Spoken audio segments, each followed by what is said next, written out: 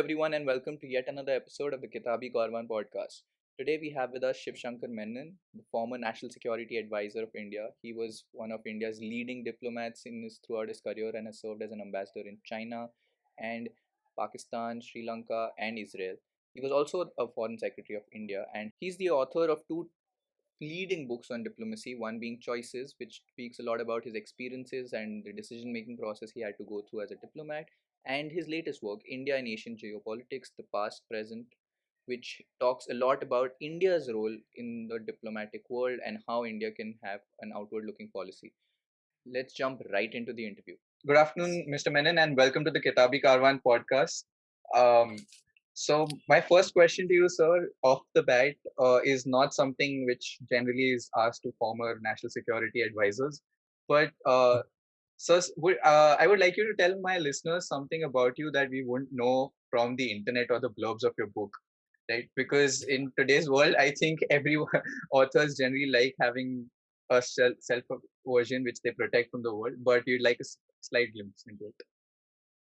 Well, I don't know. I think in today's world, everything is on the internet. So I'm not really sure if there's anything about me that, what can I reveal? Well, I think, yeah, I'm a failed musician. I mean, I spent 8 years trying to learn Hindustani classical music. I used to play in a band in college and in the school band and so on. But I realized quite soon that I was never going to be very good at it. I was good enough to enjoy music and to, really appreciate it when somebody was very good at it. But I knew I would never be. So I guess, yeah, maybe that, I don't think that's very visible on the internet. In fact, sir, I'm glad you mentioned it because in fact, from college days, I remember I had once had the pleasure of meeting Dr. Qureshi as well, the former chief election commissioner. We used to play together. Yes, exactly. He mentioned this when I had mentioned that we had invited you as well for something, and he mentioned that you guys used to, I know, sometimes jam. And to be very honest, so that was a huge thing for a college student back then to hear that a former NSA and a former chief election commissioner were in a band together. But that's the exactly, sir. Exactly, sir. Yeah. And that's exactly why I ask this question to authors when they come on the podcast, because people just tend to have these images of prim, proper people that you obviously have to be as part of your profession. Again, the trouble is the titles get in the way, Yeah, sir. You think the titles are the people, but they're not. These are jobs. We all do these jobs, whether they're bigger or smaller, for a few years. That doesn't define the person, I hope. Absolutely. And certainly it would be dangerous, I think, if people started thinking they were that job. Right. In fact, so I would pivot to this exact area in a little bit during our conversation. But something that I wanted to discuss with you off the cuff was something that I picked up from the first few chapters of your new book was that right before independence, or in fact during the entire rule British Raj, for a good long time, a major chunk of the Britishers' army on ground across the world were actually Indian soldiers, right? And including, curiously, which I found out was during the Opium Wars and any subsequent action in China. And I remember talking to you and a few other people about this, that how a lot of China's action in the previous 50, 60 years, especially post the 49 revolution, have largely been have had this underlying sense of, maybe revenge is too strong a word, but maybe this desire to get back to the world which suppressed them, made filled their country with opium, and the Western world. Do you think at some level, from your personal experience, was this ever something that you noted, that because of the very fact that it were Indian soldiers who were also involved in this kind of oppression, that uh, would have created some form of deep-rooted enmity between the two countries? Because given that we do share a very topsy-turvy diplomatic relationship over the years, there have been high points, including once, I think, when you were posted there in '93, which you've written extensively about in the first part of your earlier book, Choices. But clearly, we're right now at a major low. So do you think some of this amenity comes from that, comes from these historic roots, or do you think there are some other reasons for this? Yeah, I don't think Indians are very aware of how the British used the Indian army and India to Mm-hmm. build a sort of sub imperial system centered on India, using Indian strength actually Mm-hmm. and power to try and build. But they were very careful in the uses of the Indian army. I mean, they Right. never allowed the Indian army to be used against white people, even when Yes. during the Boer War, for Mm-hmm. instance. Mm-hmm. They took Indian cavalry units to South Africa, but because they were fighting whites, Mm-hmm. the cavalry units were actually dismounted, Jodhpur Right. Lancers. Right. They used the horses, but not the men, because they didn't want Indians to realize that they could beat white men. From the British Empire's point of view, Right. this is not a very good. Right. But certainly they use the army, I mean, repeatedly in China, through Mm-hmm. Southeast Asia, all the Mm-hmm. way to the Philippines, and and if you look at World War II in Asia, Mm-hmm. it was the Indian army which defeated the Japanese on land. Right. I mean, the Americans defeated them at sea, and Right. they did island hopping, and in the air, of course, and finally with the atom bomb. But it was Right. the Indian army which fought in Burma, actually pushed the Japanese back. Right. Uh, so they use the Indian army, and but I think the second part of it is present day enmity in China, or is the difficult relationship with China, is that the result of this? Not necessarily. Mm-hmm. There, I think the line is much more confused. I think what the early leaders of India did after independence for Mm-hmm. decolonization, for the non-aligned movement, to stand up for against apartheid and racism, Right. for nuclear disarmament, and to insist in 1946, the moment we had the interim government, to withdraw Indian troops from Right. Vietnam, from various places where they were occupying forces, to say we didn't want reparation from Japan when everyone else was claiming money from them, Right. what they had done. And so supported liberation movements, freedom movements throughout Southeast Asia, whether it's Burma, Indonesia, you name it. Mm-hmm. So, given that what we did, I don't think that's a problem. There is some lingering sense in the Chinese mind, yes, but I think it's less the Indian army Mm-hmm. and more the fact that Indians, Sikhs, for instance, were used as police in all the extraterritorial concessions which were run by foreigners in the treaty ports in Shanghai, Right. Tianjin, and Canton, and so on. And, and there were signs in Shanghai Park saying no dogs and Chinese allowed. But those signs were enforced by Sikh policemen, officered Right. by white men. Oh. Uh, so, Okay. so, and so there's a very strange trope in Chinese literature from actually from the turn of the last century onwards, Mm. of the Sikh policeman, both as a colonial oppressor, but also as a victim of colonialism and imperialism, as somebody who's been made into a Right. slave and forced to oppose. And Right. so you get this mixed sort of Right. attitude. Chinese are pragmatic, Mm-hmm. Today, if you look for causes for the relationship, uh, I would say that you need to look for much more proximate causes than Right. what might have happened in the 19th, early 20th century. Uh, but it does prove the point that Mm-hmm. neither of our societies quite understands each other Mm-hmm. or sees each other in uniformly positive terms, Right. you know, and that yes, we've had a fairly mixed experience. Mm-hmm. And it's only under imperialism that for the first time we became part of each other's political and security calculus. And Right. that experience was a mixed one. It wasn't uniformly happy or uniformly bad. I mean, there was also solidarity, both of us versus this. There was Pan-Asianism. There was a sense Right. that we were both being oppressed by, exploited by imperialism. We Mm-hmm. needed to fight back. So it's a mixed experience, but not a very good experience of understanding each other or of working together. But that's not, I think, what drives the relationship today. right. long answer to, but it's a complicated question. No, I get that, sir. And this is actually a very interesting anecdote about Sikh policemen being the enforcers in China. Because that and it's very interesting that you mentioned the action of our early leaders, and obviously this particularly, it's a commonly known knowledge that it was Jawaharlal Nehru who was at the forefront of Indian diplomacy in its initial years, despite obviously there being other cogs in the wheel.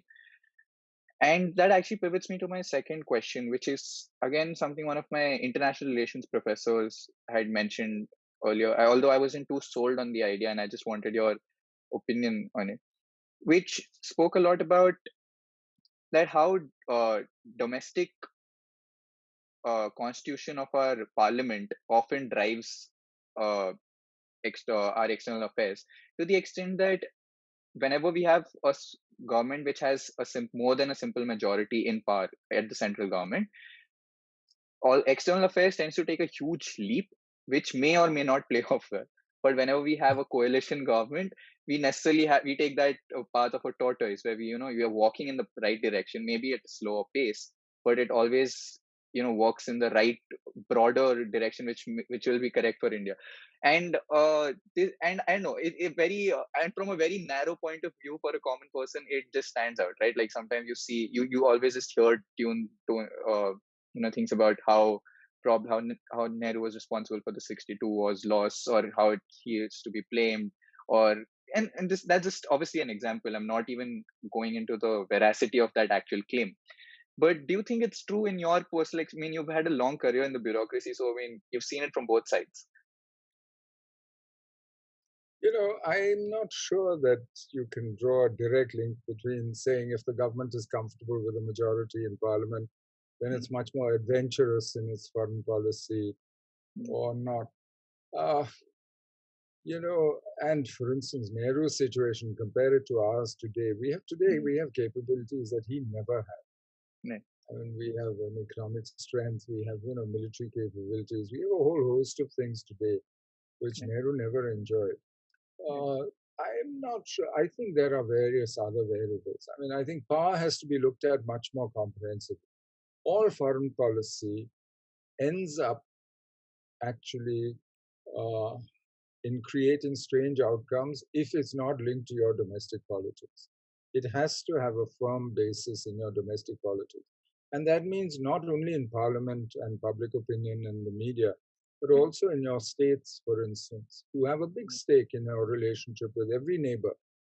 right, Each one of your borders is porous, has cross border ethnicities, right, and whether it's Tamils with Sri Lanka, whether it's across the Bangladesh border, right, all these borders, and whether it's with Pakistan also, you have cross-border ethnicities and affinities. So for me, actually, it's a combination of a whole host of factors right, that decides whether a government is more assertive, more risk-taking, mm, more, a lot depends on the leader, of course, but it also depends on the structure and how it is at that time. mm, Uh, nobody can say that Mrs. Indira Gandhi was not a strong, assertive leader. But right, for most of her time in power, the mm, economy was not doing very well. She had right, a lot of domestic trouble. But right, that didn't stop her from going out and, helping in the creation of Bangladesh, right, uh, or in doing some pretty big things. mm, So whether it is the 1974 explosion, whether it's, the merger of Sikkim. These are not small things. right, And yet, you can't say that, oh, her domestic position was very comfortable. right, And even in parliament, through that period, I mhm, mean, it wasn't as though her party was so perfectly united behind her, right, or that. So I would be a little careful in drawing this, take one variable right, and then draw a big conclusion about the nature of foreign policy. mm, I think you need to look at all of these, at capabilities, at the economy, at the nature of the leader, I mean the leader's own personality, and what the system is doing at that particular time and what it's concentrating on. An India which is opening up like Right. 1991, which has no choice. Mm. Here's Narasimha Rao's government, minority government, Mhm. and you look at the changes he brought about in foreign policy. I Right. would say it's as big a revolution as Nehru did, Right. Right. whether it's opening to Israel, Taiwan. So I'm very nervous of one variable as an Right. explanation for everything else. Right.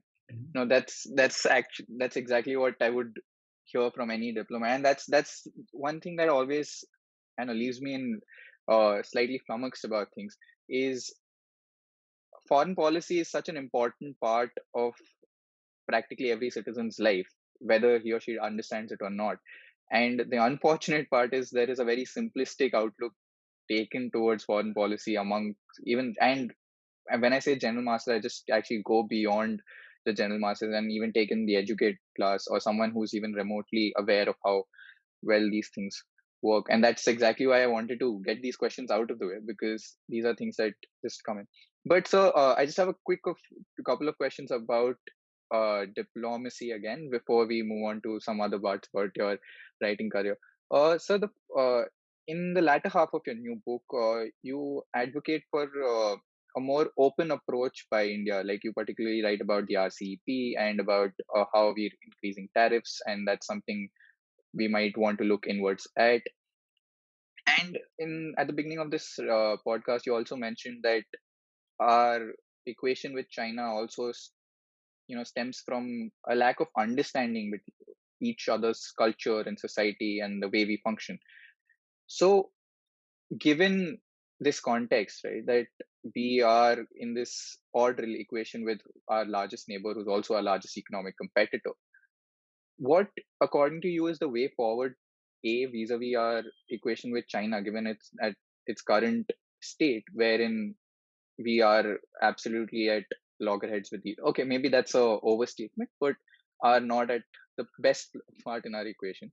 And secondly, just in terms of where you see how we could use these modern capabilities that you mentioned, right? Like, I mean, we had, as you mentioned, when we had Nehru, we did not have these capabilities. And now, once we have these capabilities, what's the best way forward to use them? Well, from my understanding, India has done best when she's most engaged abroad, when she's most connected with the world. Yeah. And frankly, today we have no choice, given our resource endowment, Mhm. given our location, Mhm. uh, and the fact that today we are trying to transform a poor, backward economy Mhm. to something that's modern, prosperous, secure. And for that, we need to work with other people. We can't do it on our own. Yeah. We depend on the world for energy. We depend on the world for fertilizer. We import coal, for instance, oil, you Mhm. name it. Mhm. 80% of India's imports are maintenance imports. Yeah. So these are things that we need to run our own economy. It's not that we can just decide we'll do without it. And Yeah. almost 50% of our economy, GDP, is the external sector. Yeah. So this is something that is, for me at least, it's logical that you must engage with the world. Of course, you engage on your own terms. You Yeah. engage on terms which work for you. Mhm. But you have to be there at the table negotiating and go out and do this. With China, you have a peculiar situation today. Today, you're in the middle of a crisis Yeah. created by China changing her behavior last year. Yeah. So many of the old agreements, standard operating procedures, no longer operate. They no longer work. The Chinese have Right. changed the status quo, have done what. And we, therefore, need to find a new way of dealing with this. Obviously, deterrence is broken down along the Yeah. border. China's behavior is worrying lots of other people as well. So we have Yeah. other friends who share our concerns. But that doesn't mean that they can solve our problem on the border. Yeah. We will have to deal with that ourselves, restore deterrence, do what we have to. But otherwise, in terms of economic competition, in terms of the periphery, there are a Mhm. whole host of things we could do. But in the broad, to your question, what's the way forward with China? We have to find a new equilibrium. To my right, mind, after what they did last year, that relationship is going to be more adversarial. But it will right, include elements that are both negative and positive. I mean, despite all that happened on the border last year, right, China became again the biggest trading partner of India last year in 2020. right, It had been overtaken by the US in 2019. This year, in the first quarter, trade with China has grown. Our exports have gone up by something like 40%, right, mainly iron ore, but you know, so we do need each other. right, And but at the same time, we have a boundary dispute, the world's largest boundary dispute. We have right, trouble on the border. The border is not stable. The entire line is now live. And so we have a host of issues. And in the middle of a crisis, it's very difficult to say how you're going to resolve this. For right, a diplomat, the way is to be strong and talk, right, because you can't talk without strength, but strength on its own cannot solve these problems. You need to come to some understanding between you. And today, you still can't tell what the other shore is. You're still right, in the middle of this river crossing. How do we use India's capabilities? I think, you know, for me, the answer is, what is the purpose of India's power? For me, as I said before, it's very simple. One simple criteria: transform India right, into a modern, prosperous, secure India where every Indian can achieve his or her full potential, has the right, possibility to do that. right, Whether they do or not is a different thing, but at least that opportunity should be there for every Indian. right, And that's our job: transform India. mhm, And if that's our job, then you have a very simple criteria to measure what you should do and what you should not do. right, You shouldn't be chasing status. You shouldn't be chasing glory. mhm, You shouldn't bother about narrative. You should bother about outcomes right, and use your power for that. Whatever power you have, use it to transform India, to right, create an enabling environment around you within which you mhm, can do it. One of the things you need for that is peace, frankly. But you right, can't get peace if you're weak, because then people will exploit it. mhm, So you have to make that calculus. And but for me, most important is you should be clear about your goal. Where do you want to go? What do you want to do? And what do you want to use India's capabilities and powers? right, And for me, that's obvious. I mean, we have too many people who are poor, illiterate, hungry, or sick today. So for me, that is obvious what we should be doing and concentrating. mhm. Now that's a very interesting answer, sir, and I'm pretty sure Amartya Sen would agree with your opportunity-based approach, and it obviously it makes complete sense. But so, for I would like to now take a step back and pivot towards your writing, because so it's been about 6-7 years since you retired, and you've come out with two books. Choices was somewhat of a memoir. I mean, it did speak a lot about policy as well, but spoke a lot more about your experiences as well. And while new one is uh, deals a lot more with theory. So what actually the first question would just be that what inspired you to write? I mean, was it just to pass on your knowledge? Was it some just to keep track of what your entire career and just put it down in words somewhere or something? Is that what was the driving factor behind penning all this down? I decided long ago I wouldn't write a memoir Okay, because, frankly, most of the memoirs that I had read didn't impress me. They seemed somehow self-serving. And I don't mean this badly. I don't think this is deliberate. But right, people's memory plays tricks. I mean, memory will tell you what you want to hear, right? It's your right, memory. It's telling you. And over time, I think it smooths out the edges of what happened, and mm, so I decided long ago, no memoir. But when in both these cases, I was in choices was basically I was teaching a course, right, and I was surprised and I took these five, actually, I had six case studies right, and described the problem, said what had happened, and then pose the choices to my class. Right. And I found that the class was actually, and this was a mixed class in Mm. Harvard. In fact, it included people from Uzbekistan to Argentina, but the Oh, majority okay. were people of either Indian or Chinese origin. I mean, it just Right. so happened. I mean, Right. these were ones at least to start with. Then it Right. sort of grew, and they loved the discussion. I mean, in Mm. fact, the discussion about the Mumbai attack, Mm-hmm. it just went on and on and on. The class was supposed to be 2 hours, and it went on 3 hours, 3 hours, 15 minutes. I had to chase them out of the room finally. Uh, because so I realized that there's something here. I think Right. most people, what they what they miss is participating in the process, right? In thinking it through, Right. in why.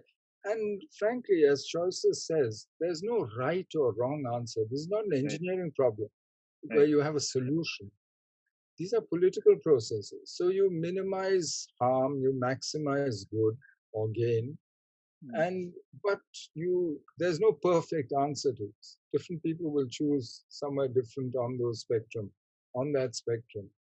And I think I just want to convey to people that foreign policy is not a T20 match where every ball has to be either a six or a wicket, Right. and otherwise you're not happy. And that it's more complicated, and I hope it did that. The Right. second book also is frankly because my students, I mean, I was teaching a course at Ashoka, have Mm-hmm. been teaching, still teach, about India and Asian geopolitics and how, Right. and much of what's in the book. And I was impressed that my students, all of whom are actually born in this century. So much of what we Okay. describe in the first, 8 chapters is really before they were born. But Right. they were very interested in it, and they actually wanted to get into why these things happen, how did they happen, Right. the way they did, and so on. And when I saw that, I thought, maybe there's a broader audience who's interested in it. Right. So I figured, why not? Why not put it down? But it's a very different book from Choices. Choices, I think, was much clearer, precise. This is more discursive, I think. It goes Right. all over the place. And it's much bigger. I mean, it's 400 pages, 416. So I wouldn't So describe it as all over the place. I mean, at least in my experience, I just found it to be more. A better phrase probably would be in depth than all over the place. it's broader. It's certainly much broader. Yeah. Yes, sir. But But it's primarily written from an Indian point of view. How does the right. world look standing in India? Right. And that I think is what I tried to convey. Because otherwise, all the books on geopolitics and so on that you read, most of Mm-hmm. them are either from a Western point of view, Right. America, Europe, somewhere, the UK, Right. or China, Japan, grand strategy. Right. So I thought maybe it's worth putting this down if the students are so interested. And after teaching it for 3 years, I think we got a fair sense of what actually interested people. So I thought put it out there. So it definitely is. Both of your books are in fact very interesting personally, to me. It's nice of And you. To yes, sir. So and in fact, I have not. I don't think a lot of my friends have read your new book yet, but a couple of people I know who aren't necessarily interested in international relations or, for that matter, workings of public policy have actually borrowed the book from me and have ended up reading it, and they've walked away learning a lot from it. So it's like, I think, to answer a question you've not asked in the first place, there are definitely people who are, I know, beyond a usual scope of academically inclined people who would be interested in it. There are people who definitely are on the lookout for such. And I think one thing that has always worked is the fact that you've been someone who's practiced this, right? You've been a diplomat for 30, 35 odd years. And I think that is where people first pick it up from. Like, I mean, no one would want to listen to what I would have to say on both of these, on this entire topic, largely You'd be because surprised. You might be surprised. But let's see. but clearly, so not as much as you. If I can, like, So, let's. but that maybe that opens a door, maybe. But I Right. honestly think that you shouldn't underestimate people's intelligence. You Right. know, I think people want to know much more and they want to be Right. treated like intelligent people who are interested in things. Right. And if you are interested in something, I Mm. think that communicates naturally. Correct. It doesn't matter whether it's, geopolitics or whether it's music or whatever you are interested in. Right. If you actually really enjoy what you're doing, other Right. people, it communicates.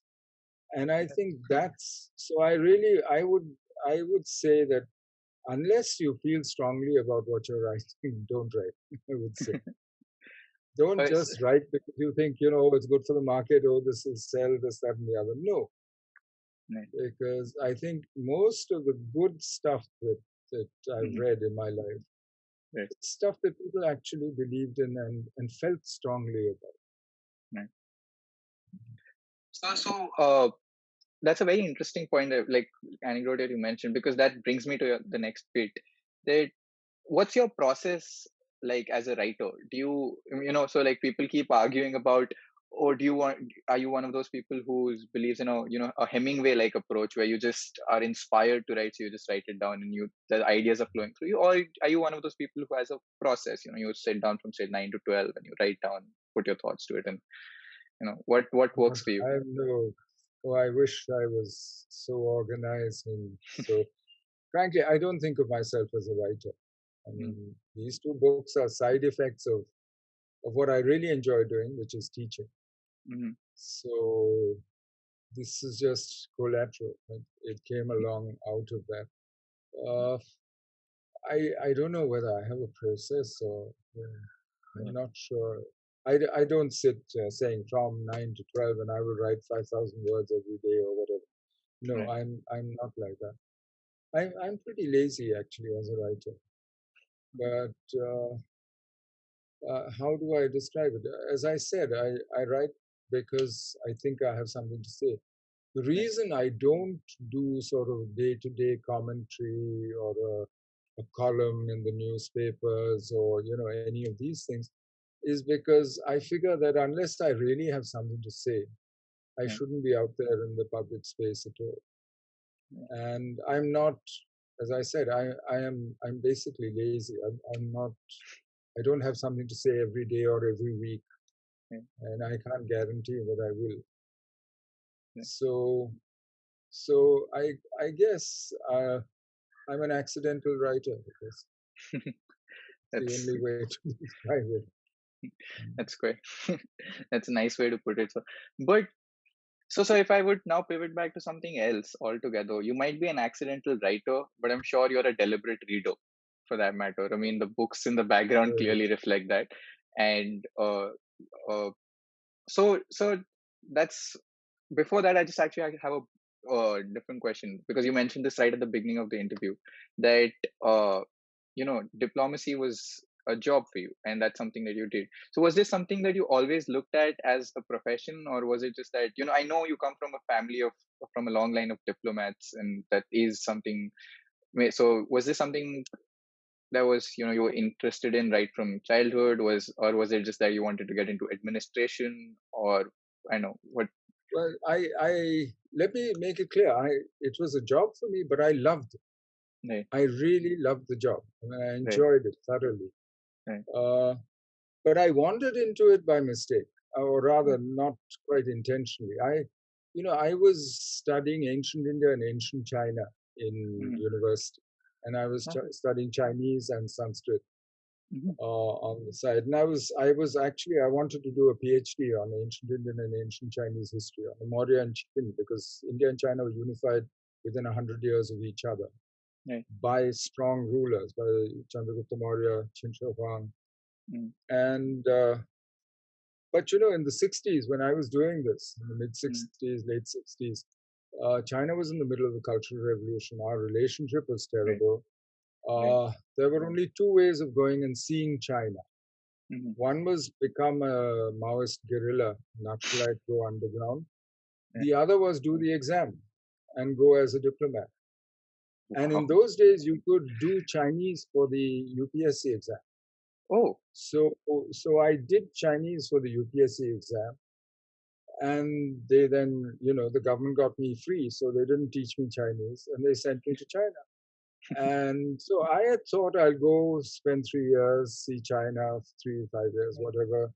And then, I'll go back to university. But I got hooked. I loved the job. I right, really enjoyed it. And I ended up spending 42 years in government. right, But then once I retired, I went back to university to teach it. Of course, right, too late to go back to that PhD, but enjoyed it, and so yes, it was a job. right, And as I liked to tell my colleagues when I was working, it's never personal. Never make the job personal. Whatever we right, do, we do it because it's a job. That doesn't mean you can't enjoy it. That doesn't mean you can't think right, about it. That doesn't mean you can't analyze it. That doesn't right, mean that you can't improve it, change it. All that you can do still. But right, uh, but there's more to life than just your job. And I think that's some sense of sort of balance in life. I think you have to keep. right. Well, So to that extent, yes, diplomacy was a job, but it was a Mhm, job that I really enjoyed, and I was lucky. There's no right, question. right. So, Mr. Menon, again, I will just come back to my question about you as a reader. So, were you a voracious reader as a child? Were you always into reading, or is it something that you picked up more as a tool to further your intellectual course along the way? No, mine is rather strange. My father was a diplomat, Yeah. and he was in places like Lhasa, Mm-hmm. Damascus, Mm-hmm. at a time when there were no international schools Right. and where there was no English language education in any of these places. So until I was 10, my schooling was quite patchy. Most of it was at home Mm-hmm. by my mother. And you know how that works. Uh, but Right. she loved literature, she loved reading. And the house was full of books. And so I always read as a child. It was just natural, it came naturally. Uh, once I went to, then they thought this child needs a proper education after 10. So they sent me off to boarding school, then college, then, the normal treadmill. Uh, Actually, I read less later in between my, Mm-hmm. my career and then started reading again later. But I've always enjoyed reading. I found it a much uh, it's a world out there in the books. Right. I don't know how you feel about it, but Right. I find engaging with a book is really satisfying Right. because you can actually have arguments with the book. You can actually talk to it. You can Right. interrogate it, which I really enjoy it, and I think it is probably the best way to pass knowledge on and to provoke people to think.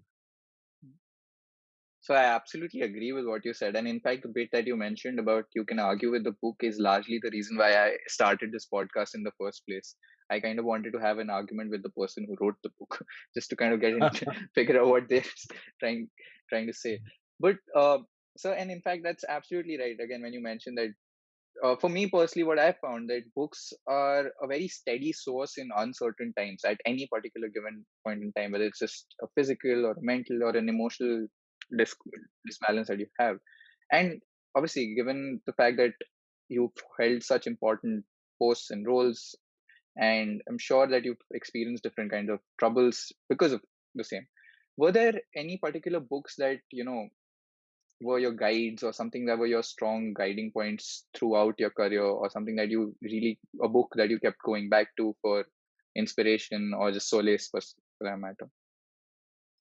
Uh, Not so much for solace and inspiration, but I know that there were books that were sort of eureka moments. I Mm, remember I read E.H. Carr's 20 Years Crisis about mm, the interwar years and leading up to the Second World War. right, And I thought, my God, he actually understands how the international system works. and has described it here. And I thought, my God, this is wonderful. You can actually analyze international relations. And later I found out this was the book that was really the beginning of the English school of IR, of International Relations Studies. Right. But when I read it, it was just, a revelation that, oh, you can analyze things like this. And in a sense, that helped to get me hooked to diplomacy, to international relations.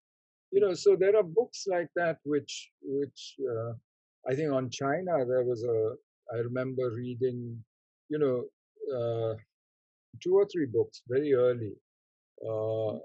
Mark Elvin about the pattern of the Chinese past, about Chinese history, and it's really an economic sort of history, a little bit of ecology also, of or the Retreat of the Elephants, which is an ecological history. And you read books like that, and they actually influence the way you think and the way you see things, and they start an interest, which then is much harder to suppress. I remember reading Kosambi on ancient India and thinking this is so much better than a list of kings and their dates and arguing about their dates. And thinking, yeah, there's something here, there's something real here to be studied. And choosing, therefore, to study ancient India rather than medieval or modern, as most of my colleagues did. So, till now you've mentioned a lot of non-fiction on your end. Were there any pieces of fiction that's I know that you particularly enjoyed? Maybe some I find poetry. history more interesting than most fiction. Some of it is really wild stuff. I mean, right now I'm reading a book on the Romanovs by Montefiore, Simon Sebag Montefiore. It's fantastic. If you wrote it as a novel, nobody would believe it. Every publisher would throw you out. But it's the truth. You look at what the Romanovs did. I mean, it's amazing Russian history. So I actually find that pretty relaxing, and I really enjoy those. But yeah, I read detective fiction. I read all kinds of whatever I can lay my hands on. I read all kinds. But I used to read a lot of science fiction. Oh. But partly because I was convinced that, and I'm still convinced that if you want to get a sense of how people see their own society, where it's going, you read American science fiction of the 50s and 60s, say Arthur C. Clarke and so on. Really, all the stuff about satellite communications, all this is in there. And it's a lot of what happened to American society. You read Chinese science fiction today, this three-body problem and so on. You get the sense of a dystopian future, but scientifically and technologically very advanced. And you get a sense of how Chinese society is evolving and seeing itself, which is, I find fascinating. So for me, but then when it starts getting serious, it stops being entertainment, right? When you start reading it like that. But I enjoy that. I really do. No, that's a very unique take on science. I'm surprised we don't have more Indian science fiction. There was a stage when it seemed like there was. But do you know of good? In fact, so very recently, Mr. Gautam Bhatia, he's a popular lawyer who runs. He's come out with a science fiction book called The Wall. Yes, that's a very interesting book if you were interested. That's something that suits you. But so that just brings me to the end of our conversation, and I have one question before we leave. What's next? Where we can expect from you, Mr. Menon? Like anything on the writing front? Would you come up with your own science fiction book sometime soon? Maybe. No. Why I not? I don't think I'm creative enough to try my hand at any kind of fiction. My sister actually writes children's books for children. And I think that is much tougher than what I do. That is actually, because there's a real act of imagination and of writing for children, I think is not easy at all.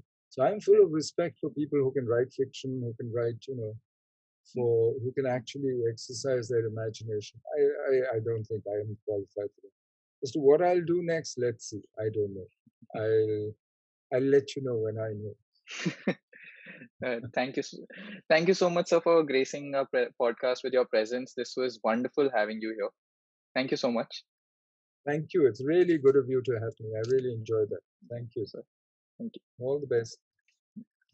Thank you for listening. I hope you enjoyed this podcast. If you did, please check out all our other work on our Instagram page and on our YouTube channel. You can check out our podcast on different platforms. Follow, like, share, and subscribe.